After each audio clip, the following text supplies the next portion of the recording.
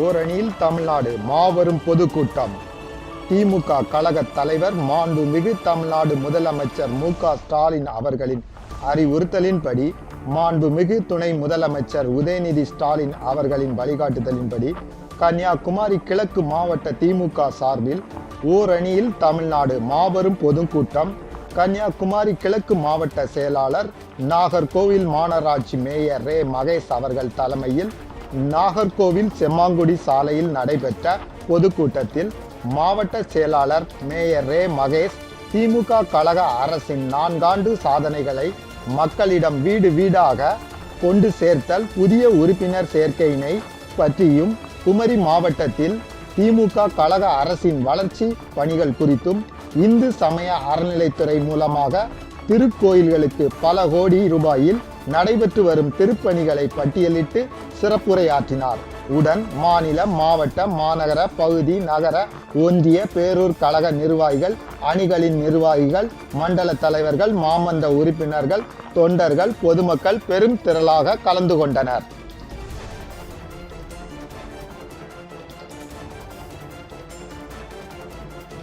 வராமல் சிறப்பு பேச்சாளராக, சிறப்பாளராக மாவட்ட செயலாளர் கடைசியிலே முடிக்கின்ற இந்த கூட்டத்திற்கு இத்தனை நண்பர்களும் அத்தனை பேரையும் அலைபேசியில் தான் அழைத்தோம். நேற்று முன்தினம்தான் பொதுக்கூட்டம் நடத்த வேண்டும் என்று மாண்புமிகு கழக தலைவர், தமிழ்நாடு முதலமைச்சர் நம்முடைய தலைவர் அவர்கள் ஆணையிட்டார்கள். யாரையும் தனிப்பட்ட முறையில் கூப்பிடுவதற்கு நேரமில்லை. அலைபேசியிலே அழைத்து ஆயிரக்கணக்கான தொண்டர்கள் வந்திருக்கிறீர்கள்.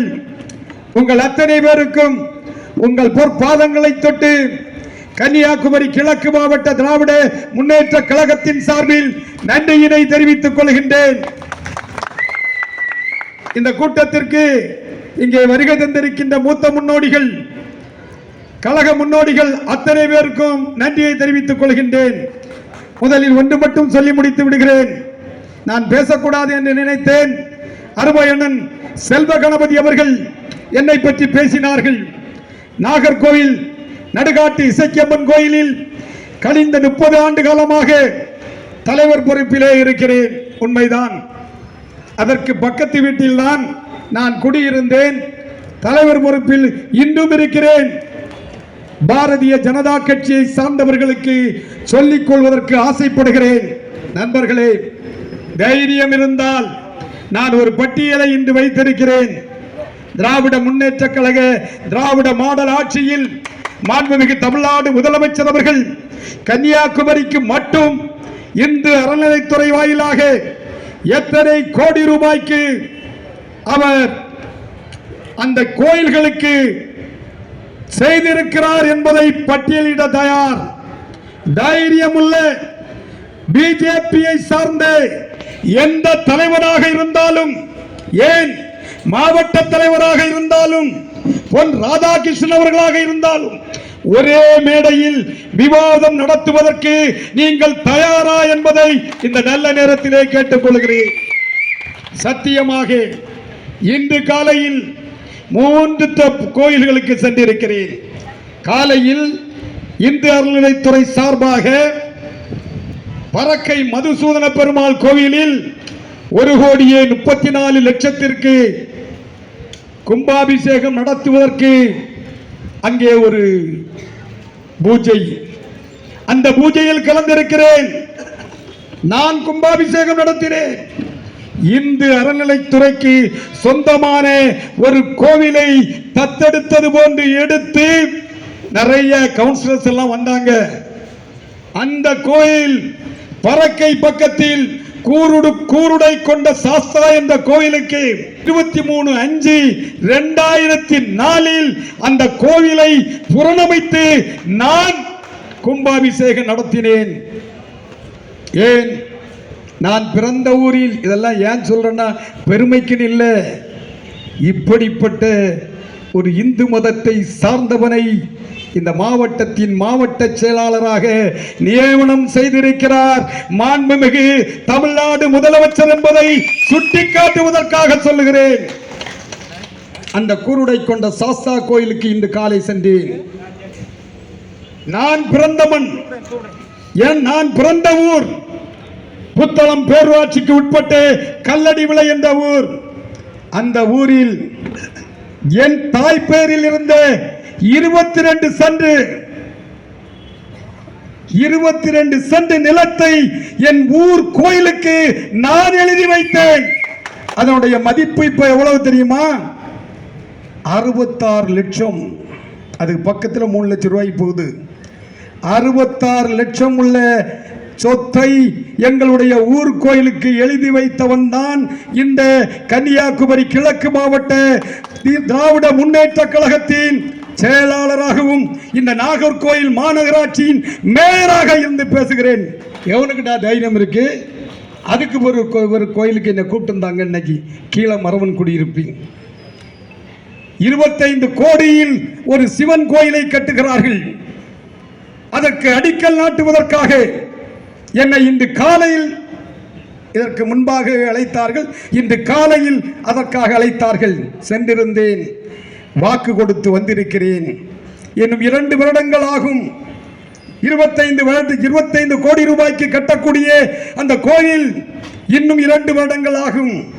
ஒரு மாதத்திற்குள்ளாக 1 லட்சம் அந்த கோயிலுக்கு நிதி தருகிறேன். அதுக்கு முடிவதற்குள்ளாக 4 லட்சத்தை கொடுத்து 5 லட்சம் கீழமரவு குடியிருப்பு சிவன் கோயிலுக்கு தருவேன் என்று சொல்லியிருக்கிறேன். இதெல்லாம் ஏன் சொல்றேன்னா, பிஜேபி கார பக இப்படி சொல்லுக்கு எனக்கு, நான் படிச்சவன் தான், எனக்கு தெரியும். இந்துன்னா பிஜேபி அவங்களுக்கு எண்ணம், நான் இந்துடா, நான் மாவட்ட செயலாளர்டா, திராவிட முன்னேற்ற கழகத்தின் 3.25 வருடமாக மாவட்ட செயலராக இருந்து கொண்டிருக்கிறேன்டா. இன்னைக்கு மட்டுமே இந்த 3 கோயிலுக்கும் போயிருக்கேன்டா. திராவிட முன்னேற்ற கழக ஆட்சியை நடத்தி கொண்டிருக்கின்ற திராவிட நாயகர் இந்துக்கு எதுவும் செய்யறது கிடையாது. பட்டியலிடுகிறேன், ஒரு நாளும் பட்டியலோடு வர மாட்டேன். எத்தனை கோடிகளுக்கு இந்து அறநிலைத்துறையின் சார்பாக கோயில்களுக்கு புறநமைப்பு கும்பாபிஷேகத்தை நடத்தி இருக்கிறார்கள் என்பதற்கு அடையாளமாக வைத்திருக்கிறேன். புரிஞ்சுக்கணும். இந்த நாகராஜா கோயில், நாகர்கோவில் என்று பெயர் வருவதற்கு காரணமான நாகராஜா கோயிலுக்கு எத்தனை கோடி தெரியுமா உனக்கு? 418 வருடங்களுக்கு பிறகு 7 கோடி ரூபாய் செலவில் ஆதிகேசவ பெருமான் கோயிலுக்கு குடமலுக்கு புதுசா இப்போ லாஸ்ட்ல சேகர் பாபு அவர்கள் வந்தார்கள். மாண்புமிகு அமைச்சர் சேகர் பாபு அவர்கள் வருகின்ற போது 1 மாதத்திற்கு முன்பாக வந்தார்கள். திடீரென இந்த மாவட்டத்தில் பிரசித்தி பெற்ற கோயிலாகிய மண்டைக்காடு கோயில் தீப்பிடித்து எரிந்தது. கொல்ல போடலான்னு பார்த்தான் பிஜேபி காரன். பக்தர்கள் சங்கம் சொல்லி பணத்தை பிரித்து நாங்கள் நடத்துகிறோம். முத்துவேல் கருணாநிதி ஸ்டாலின் அவர்கள் கலைஞருடைய மகன்டா, நீ ஒன்னும் நடத்தாண்டா, நாங்க பார்த்துக்கிடுவோன்னு சொல்லி 1,36 லட்சம் ரூபாயை ஒதுக்கி அதற்கும் கும்பாபிஷேகத்தை கழிந்த மாதம் நடத்தினோம். திருவிதாங்கோடு, அந்த திருவிதாங்கோடு கோயிலுக்கு 3 கோடி அளவில் குடமுழுக்கை முடித்தார். அங்கிருந்து எங்க போறோம்னு வந்துட்டு இருக்கோம், மினிஸ்டர் கூட வந்துட்டு இருக்கோம். சுசீந்திரம் கோயிலுக்கு வரோம். காட்டு பாருங்க, 3.5 கோடி ரூபாய்க்கு திருப்பணியை துவக்கி வைத்தார். 50 லட்சம் ரூபாய் மட்டும் அந்த குளத்தை சீரமைக்கிறதுக்கு.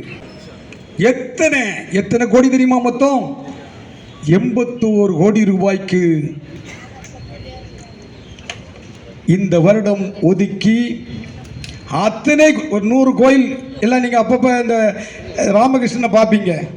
அங்க கும்பாபிஷேகம், இங்க கும்பாபிஷேகம், அங்க கும்பாபிஷேகம், இங்க கும்பாபிஷேகம். இன்னைக்கு கூட வந்து நினைக்கேன் அந்த கும்பாபிஷேகத்தை அவர் போய் கலந்துக்கிடுவார். ஏன்னா இந்த அறநிலைத்துறையுடைய சேர்மன் என்னைக்கு நடந்து விவாதம் நடத்துவதற்கு அதிமுக மாவட்ட செயலாளர் அண்ணன் தளவாய் சுந்தரம் தயாரா? 10 வருடங்கள் உங்களுடைய ஆட்சியில் கன்னியாகுமரி மாவட்டத்தில் என்ன பணிகளை செய்தீர்கள்? கோவிலுக்கு தயாரா? இந்த மகேஷ் தயாராக இருக்கிறேன். மாவட்ட செயலாளர் என்ற முறையிலும் மேயர் என்ற முறையிலும் விவாதத்துக்கு தயார். ஒன்றிய அரசு எங்களுடைய அரசு என்று சொல்லிக் கொண்டிருக்கின்ற அண்ணன் ராதாகிருஷ்ணன் அவர்களிடம் கேட்டுக்கொள்கின்றேன், விவாதம் நடத்துவோம். உங்களுடைய ஆட்சியில் என்ன செய்திருக்கிறீர்கள் இந்த மாவட்டத்திற்கு, கோயில்களுக்கு?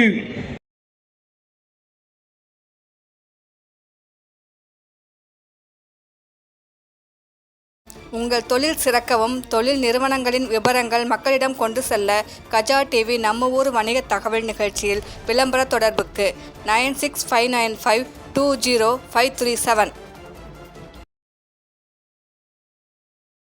மக்கள் நலனுக்காக சேவையாற்றி வரும் கஜா டிவி தொடர்ந்து சேவையாற்ற லேப்டாப் மடிக்கணினி நன்கொடையாக வழங்கலாம்.